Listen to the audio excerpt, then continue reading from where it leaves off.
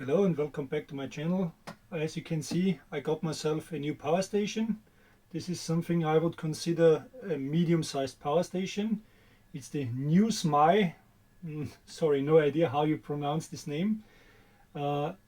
This power station does feature lithium iron phosphate batteries, 1280 watt hours, and a maximum load of 1200 watts.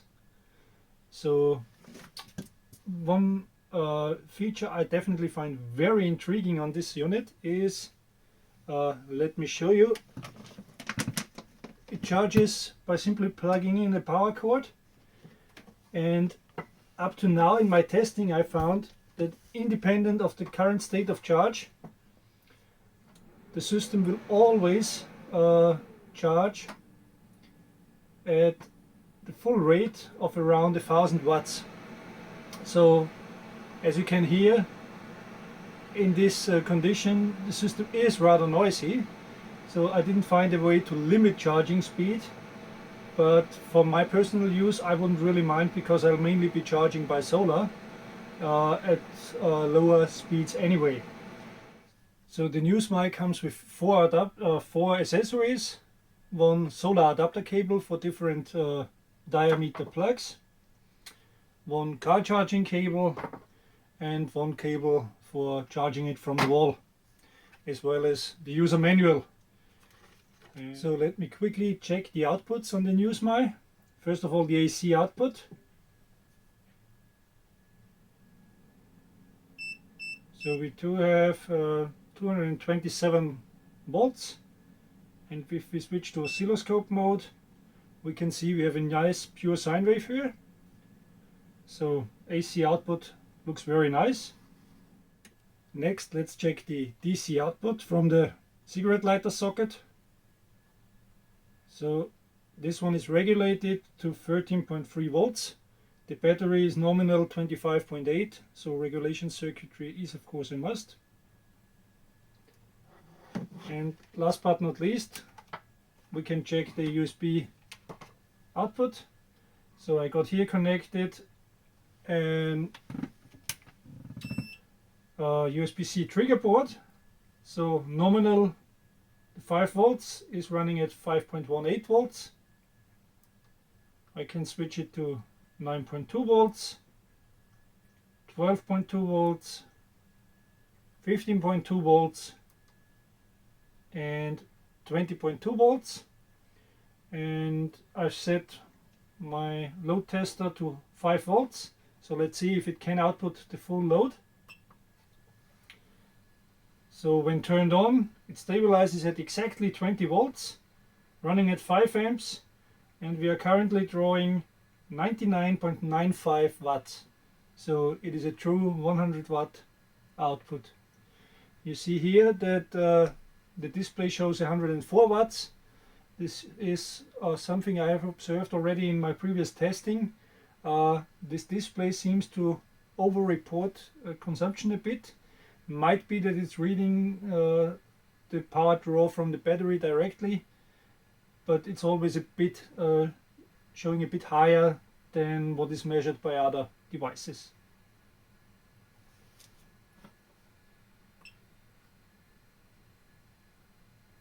So at this power draw, the fan of the Newsmy was not turned on at all. Only the fan of the load tester is running now. But you may have seen before, as soon as the AC output is turned on, the fan starts. It's running at a very low speed, so it's not really annoying or something, but you have to be aware that even when there's no load at all on the AC output, the fan will always be running, and it will be ramping up depending on the load.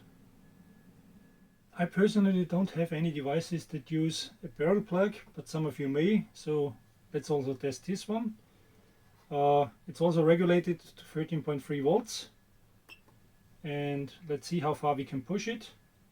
So at 2 amps, 3 amps, let's go to 5 amps. Definitely no problem. Let's go try the full 10 amps.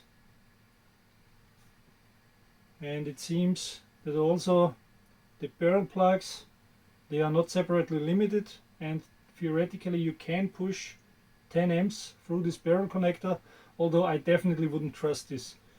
I bought these cables, they should be rated for 5 amps, but I definitely would not exceed, it's definitely getting warm, I definitely would not exceed 3 amps on these barrel connectors, because even if you just buy the connector itself and put your own cables, I didn't find any of these plugs rated for higher than 3 amps.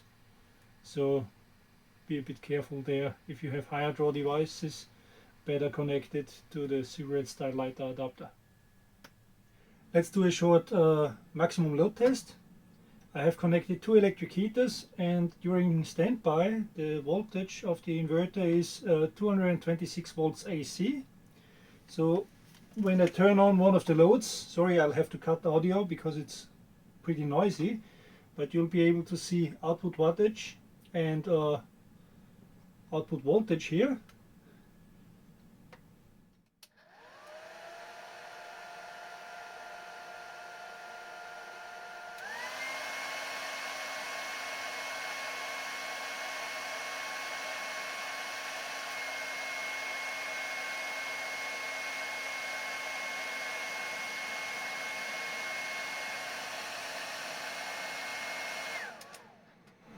So at 1000 watts output, the voltage was still very stable, but now let me turn on a bigger load, which would draw up to 1500 watts.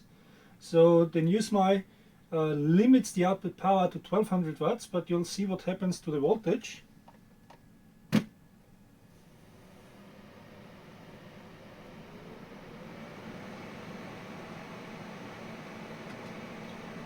So while the wattage is limited, we see here that the voltage does drop, and if I add second load, the voltage does drop even further, and in this case the system shuts off completely, giving an overload error. Can be easily restarted by just pushing the on button again on the AC output, and the system will automatically restart. So this time I'll run a bit smaller load.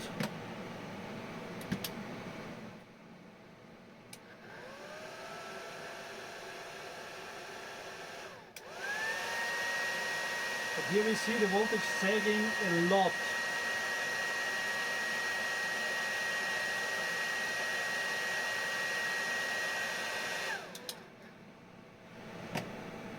So it seems that depending on the load, at loads higher than 1000 watts, the voltage drops significantly. I mean, if you really overload the system, it does shut off, but if you have sensible electronics connected, they might run into problems before, because 230 nominal, if the voltage sags to 180 and 190, that's definitely not healthy for your devices. So to be on the safe side, keep the loads below 1000 watts. Maybe interesting for you to see the battery continued charging at full speed up to 99%, and only now it's fast decreasing, and once it reaches, I think it's about 20 watts, it's fully charged and will switch off. Yeah. Input went to 0 watts, fully charged 100%, that's done. And now that we are fully charged, let's try the UPS feature once again. So you can see the AC output is currently 0 watts because the load is directly powered from the grid. And when I switch off the grid, you saw a short flicker again. The load is consuming 10 watts. And let's do it backwards again. Let's watch the light. I turn on the grid. UPS feature switched over, and we are running from the grid again. So is it fast enough to power sensible electronics? Would depend on your electronics, but does it offer a pretty good UPS feature? Yes, definitely it does. Just not to ignore it, this unit also comes with a light, but it only has, it has a high mode, it has a low mode, and it does have two different flashing modes, one flashing SOS and the second one just constantly flashing, whatever this would be useful for, and the next push turns it off again. So let's see about the solar charging capabilities of the Newsmy N1200. According to the datasheet, it should charge from 12 to 28 volts at maximum of 7.5 amps. It also specifies 180 watts maximum. So let's see what it actually does. Let's turn on my simulated solar panel at 12 volts. Yeah, at 12 volts nothing really is happening. It's registering as an input, but rarely does it take any wattage. So let's increase the voltage to, let's say, 18 volts, which is a nominal solar panel voltage for many 12 volt panels. So at 18 volts, let's see that, yeah, the amperage is limited to 7.5, and we are taking in 130 watts about. So let's increase the voltage. Theoretically we can go up to 28, but let's try with higher solar panel voltage of around 20.5. So again, still limited to 7.5 amps, 150 watts. And if we go up to the maximum, I try not to exceed it. Okay. So I should use the fine adjustment.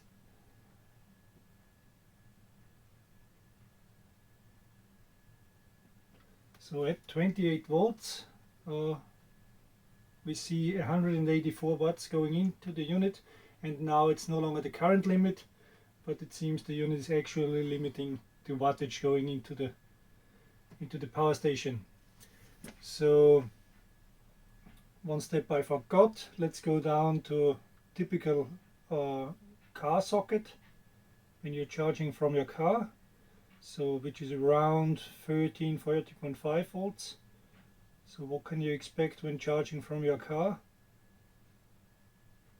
So let's say close to 13 watts, and in this case, okay, interesting, we are limited even further. We are now only drawing 5.3 amps and only taking in 65 watts. So let's try, when the alternator is running, you'll be around 13.5 to 14 volts. So 13.7. Yeah, now we are drawing 95 watts. Again, we are in the current limit of 7.5. One thing I also tested, but didn't show now, is I tested all of the outputs to see if they would turn off after a certain time with no load. But I'm happy to report that none of the outputs will automatically switch off. So even after 20 hours, all of the outputs were still on, and the power draw in standby is also not too bad. It's about 1.5% of charge you lose when the AC output is powered on. This may be also related to the fan always running, and it's below 1% for the USB and the DC output. So what is my conclusion? Would I recommend the Newsmy power station? Well, it depends.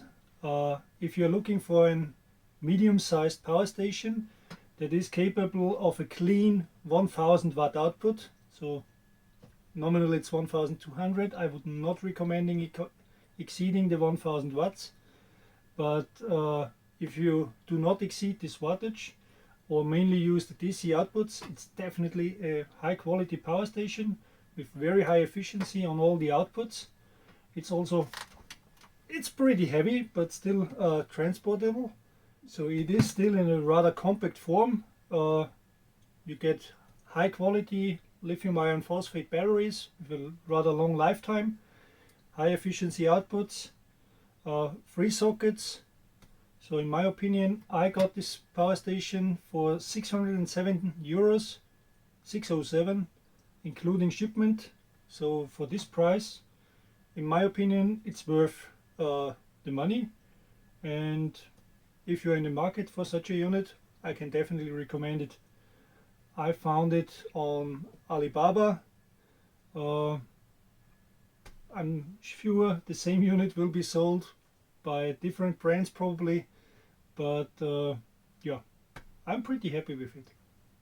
So thanks for watching. If you managed to stay till the end, and I'm pretty sure I'll have a few more videos up soon, probably a bit different topic, but please keep watching. Thanks.